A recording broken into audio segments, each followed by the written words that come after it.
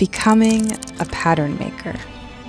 What does that mean exactly, and how would you go about that? Well, the series aims to answer those questions.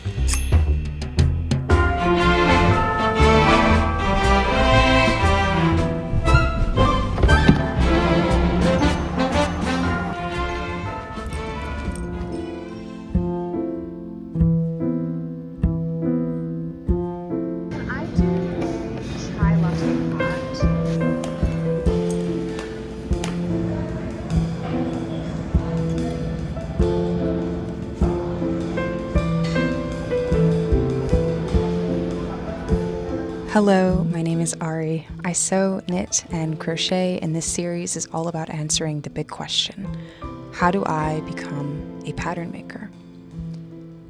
I have wanted to become a pattern maker officially since 2021. Technically, I wanted to become a fashion designer when I was 8 years old, but oddly enough, I did not consider myself creative enough. I now find that both sad and funny. Sad because why did I doubt myself so early in my life? Why did I not think I was good enough for that kind of dream? And funny because I am, and always have been, a creative person. But it took me a long time to believe that to be true.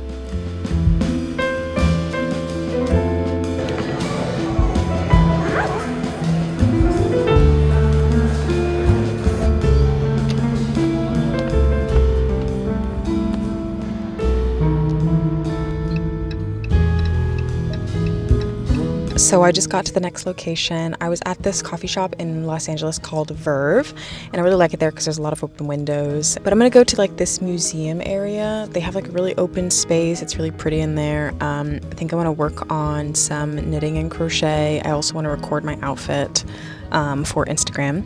And then after that, I'm gonna go home and have some hot pot, and then end the day with one of the shows that I'm watching. So let's go. Okay, so now I just need to find a spot to record my outfit. This is what I'm wearing today. I don't want it to be too distracting, the background, for my outfit, but I also don't want a lot of people around. I'm still kind of awkward when it comes to filming in public. Even right now doing this, when I know that people can see me, it's really awkward. This is my outfit. Wearing a skirt and a top that I made. That's where I'm headed, over there, but I just have to go around to get in there.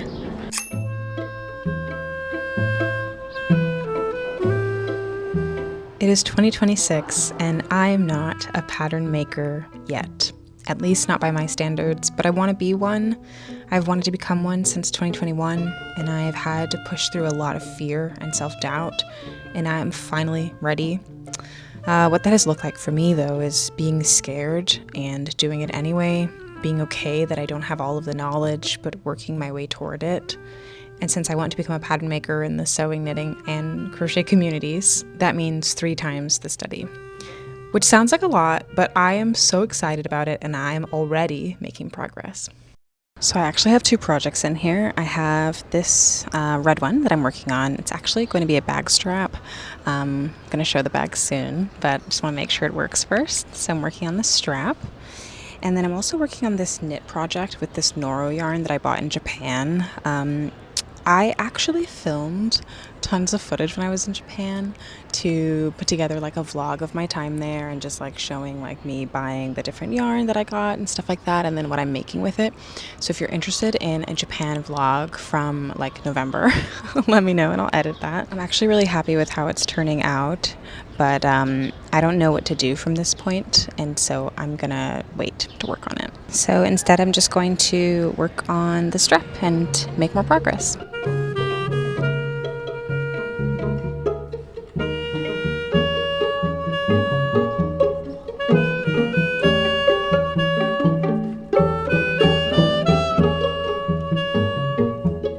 It's actually a really nice day out. I mean, there's a lot of people here because it's such a nice day, and it's weird because in LA right now it's kind of feeling like summer, which is like odd because it's literally February. Well, I guess technically today's March 1st, but it feels like summer, like it's 80 degrees here. Anyway, so I'm not used to filming in public. I feel kind of awkward, but I'm trying to just remember that I'm not hurting anybody and I'm literally in the corner, and if someone's offended by me filming, then that's a them problem. But yeah, it's taken me a minute to kind of get used to that idea. I'm actually really excited about this bag that I'm crocheting. I'm nervous about it because I want it to be a pattern, but I want to make sure it's perfect, and that's kind of difficult. So yeah, I'm working on that.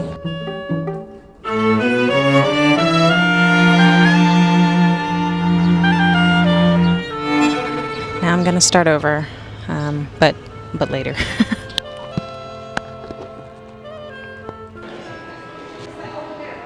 Now I'm gonna head home because I haven't eaten anything other than a banana bread and some like tea, and I'm kind of getting hungry, but I don't want to spend any money. So I'm gonna go home and eat, and then I'll probably do some more knitting and some crochet. Today's actually been a really nice day. I'm trying to do a better job of actually going outside because I work from home. I don't go out that often, and you know, I'd like to get sunlight and just like exist in the world, kind of a homebody a little bit, and I'm just trying to be a little bit better about actually going outside. I don't know if I'll actually do the Artist's Way like book program, but I do like the idea of like writing in your notebook and then also taking yourself out on dates. So I'm trying to kind of implement those things. Let's go home.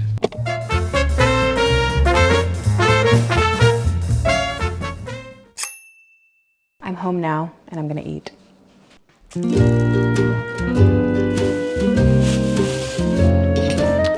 I got these chopsticks in Japan. I got a bunch of them.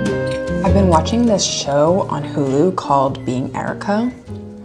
It's a show from like, let me see, I think it's from like 2009. Okay, it's a show from 2009, and there's 4 seasons. I thought there were only 3, and then I was like happily surprised with the 4th one.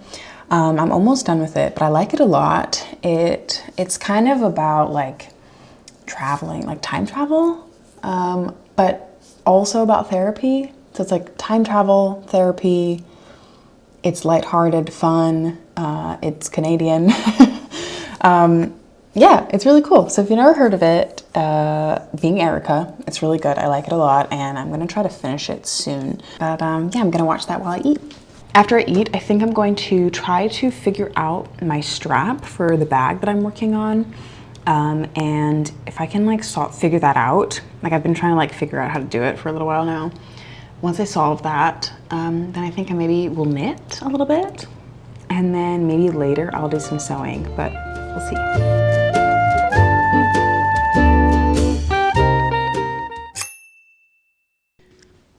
So I'm a bit sleepy post-eating, but I really want to make some progress on some of my projects. So I for sure want to make some progress on my knitting, which I'll do, but I want to get started on the strap first for the bag. I would show you the bag, but I'm just trying to make sure it works first before I share it. And once I know that the strap works, everything else I think will be fine, but once I know the strap works and can attach all the pieces, then I will for sure share it, because I'm really excited about it. I think it's gonna be really cute. So yeah, I'm gonna make some progress, I think, on the strap now to see if I can get it to work in the round. I don't know why I'm struggling with in the round right now. Like I've definitely done in the round before with 0 problems. I'm not sure why I'm struggling now, and I've watched a few tutorials. I don't know. So I'm gonna try that again right now. And then once I know that like it looks good after a few rounds, then I think I'll move back to my knitting, because I've actually been crocheting a lot, especially as I'm working on this pattern. And I haven't had a chance to like knit. And I have several knitting projects that I'm working on, but those are also self-drafted. And I wanted a project that I didn't have to think. I can just do what someone else is telling me to do. So that's what this project is. This is just purely fun. Someone else is telling me how to go about it, and I can just listen. And the other projects are my own. So I'm gonna work on this, and then I'm gonna take a break and then do some knitting, and then maybe I'll sew. So I'm working on this skirt right now, which I also would like to make a pattern, but this skirt was like the first wearable prototype, and I haven't made any other samples since then.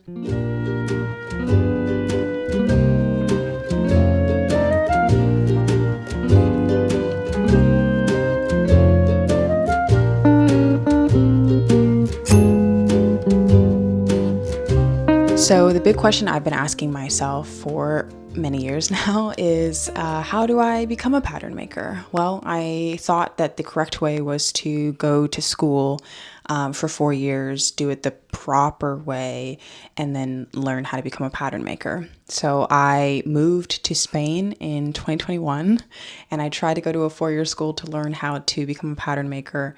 And while I was there, I was just realizing that what I really needed to do was like take a trade course, because being in school for 4 years just really didn't make sense for what I was going for. And so I found a trade school in Italy, checked it out, thought it was so cool, was planning to go there, wanted to come back to the US, save some money, and then go back, do the course, become a pattern maker, and then the rest would just be history, right? That was my perfect plan. That didn't work out, unfortunately. Life just kind of got in the way, as it usually does, and I didn't go back to Italy.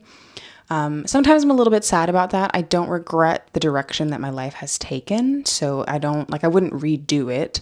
But if I ever got a chance to, attend a school for pattern making, I might take it up, I might do it.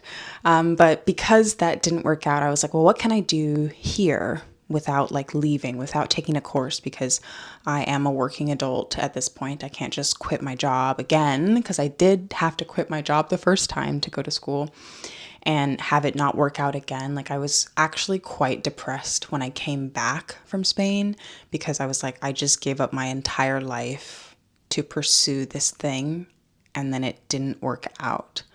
And so then I was like, what's wrong with me? Why didn't I think through this more? If I had thought through it more, maybe I would have realized that I should just take a course, for pattern making. The course I found in Italy was just 1 year long, and I can extend if I wanted to. And so I was like, I really wish, hindsight's 2020, I really wish that at the time I had thought to just take a course and do it for 1 year and then be good. I had enough money saved. I definitely could have just done this one course in the year, but that just wasn't in the cards for me. So while I was working, I came across Confident Pattern Making and Grading, took that course, felt like I didn't feel prepared after taking that course, if I'm honest.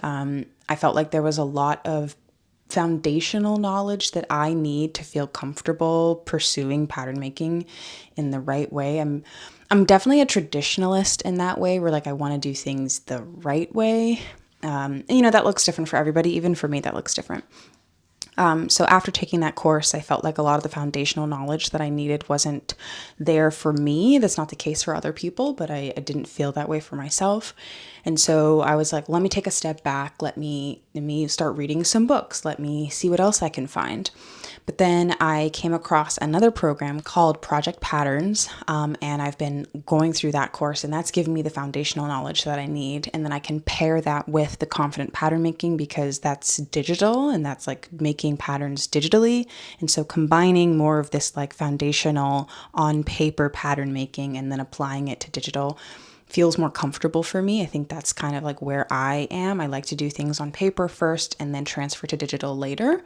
And so this is the perfect mix for me to get the foundational knowledge and then apply that to some of the more digital elements of the Confident Pattern Making course. Other ways that I'm also doing this is I am reading some books. One book that I was really excited for and was waiting the release for was the Plus Size Pattern Making for Womenswear by Gabby and Leila Kelleher. I've literally only read the first page, but I bought that book and I'm excited to apply the plus size pattern making information to the Project Patterns course, and then eventually to the Confident Pattern Making digital pattern making course. So those are my main things that I'm doing. And then for the business side of sewing pattern making, I've been reading the Sewing Pattern Entrepreneur ebook by Genuinely M Patterns. I found a lot of information there that I was like, where do I find this? How am I supposed to know? And thankfully, she's actually based in the US, and so it kind of applies a little bit easier to my circumstances.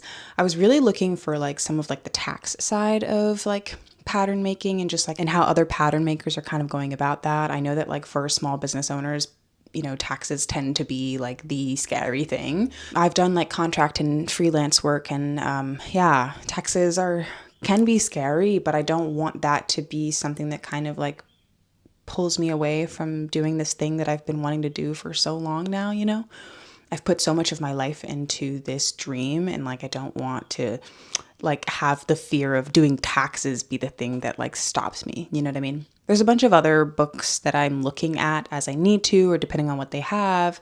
There's tons of pattern making books out there. I don't want to overwhelm my brain with a bunch of different books or like points of view, because I don't want to confuse myself in the possibility that like someone says something slightly different than someone else. Especially when you're looking at literature that was like produced like quite a while ago. Like maybe some standards have changed since that book was released, these kinds of things. So these are the kinds of things that I'm thinking about when it comes to my pattern making journey with sewing. I'm not fully there yet. Like I feel like there's a lot more I need to learn, but I learn well by doing. And the more you do, the more you learn. So with crochet, my list is very small. Literally have one thing that I'm looking at. I actually want to expand that because I'm sure there's tons of other information out there that I can pull on to learn. Most of my designing kind of just comes from like my intuition, but I am like integrating math because obviously it's super important. And the main thing that like I've been kind of worried about when it comes to crochet and with knitting is like how to grade the patterns, like using math and that sort of thing. Coming up with the designs, making the pattern itself I can do, but the math to grade, I'm not confident in that. So I've been reading this ebook called A Simple Guide to Crochet Grading by Emily Reiter, or Reiter, however you say that. And that has been helpful so far. I haven't actually started grading yet, so I won't really know what the experience is like until I get to that point. Currently I'm working on like crochet bags for my patterns. That's been something I've been really excited about. I'm working on the Selia Scrunchie Bag that many of you have probably seen if you follow me on Instagram. So grading isn't something that I have to do right this moment, but I want a mixture of both. I want to make accessories and I want to make garments. And so I find that maybe bags come a little easier to me, or maybe I just have less fear around them. Maybe that's what it is. I'm not sure yet. But making garments require you to do more math than the bags, have. So I have more bag ideas and I'm gonna do them because I think that they're amazing, but I don't want to get stuck in an accessories loop because I also really, really want to make garments. I think I have 2 bags that I'm working on. And I think once I complete both of those, I will feel like set on bags for now, at least with crochet. And then for knitting, the course that I'm taking is Sweater Design School by Claire from Sister Mountain. I'm really excited to dive into this program. I don't know what like the inside of the program looks like just yet, because I'm kind of taking it by crochet and then sewing and then knitting. And so I want to get into the knitting program as well, because I also wonder if any of the knowledge I gained from Claire's program can apply to crochet. I feel like in parts it probably could. So I'm curious to find out how much or how little can be applied. And as I learn that, I'll definitely share like, oh, okay, so like this applied to crochet for me, or no, this only applied to knitting for me, or whatever the case may be. So I'm excited to dive into that program. I don't have any plans to try to find other programs or anything to learn knitting as of now. This will be the only one that I take. So I'm going to go through the entire thing, see how it feels, what it's like for me. I'll definitely share as I go through the process of that and what I think and if I feel ready after taking the course to actually put out knitwear patterns. So I'm super excited about that. I'm excited about all of the different programs and the courses and the books that I'm reading and taking. Of course, like pattern making takes a lot of time. It's not an easy process. It's not a quick process. It definitely requires you to be patient. And I think that is probably the biggest hurdle, I'd say, for me, is the patience that's involved with putting out a pattern. There's so many steps that are required to put out a good pattern, especially one that people want to buy. It requires, market research and seeing what's happening and figuring out what your particular style is. And like, do you put out things that are trend related, or do you do something totally different than that? Are you doing a mixture of those? There's so many levels to pattern making, and it just really genuinely meets all of the skills that I have. And that is why I think it's like the perfect thing for me. But it definitely tests my patience in terms of like, I'm so excited. And then I also jump around from project to project, and like, to put out a pattern, you kind of have to stay focused on it to the end. And usually like when I get to the end, I like get a little bit nervous and I'm like, oh, I don't know. Like I'm at the end, like what if all this work I've put in at the end, it just doesn't work out?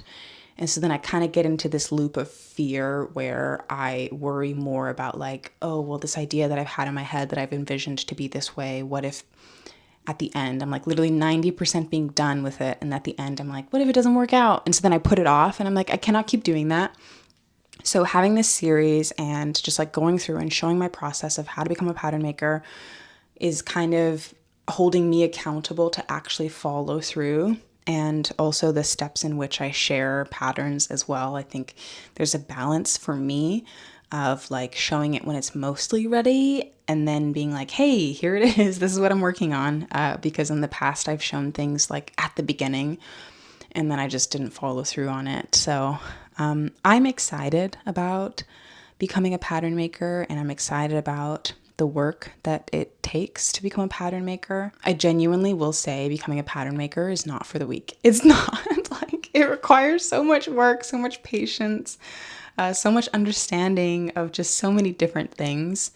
But I'm excited for the challenge. And yeah, if you're interested in becoming a pattern maker, or you're interested in this series, I hope you'll follow along, subscribe, comment. Please share your thoughts if you have any feedback for me, or if you have any like suggestions or tips, any of it, all of it, helpful, useful, appreciated. I'm excited about this journey, and I'm excited to share it with you. So this is obviously episode 1 of how to become a pattern maker, just sharing the steps that I've taken so far to go towards that goal and what I'm using to like facilitate that journey. And the next episodes will be me like putting it all into action. So yeah, I'm excited to see where this series goes. And obviously at the end, the goal is to be a pattern maker. So this is how to become a pattern maker. And eventually I will comfortably be able to call myself one. See you in the next one.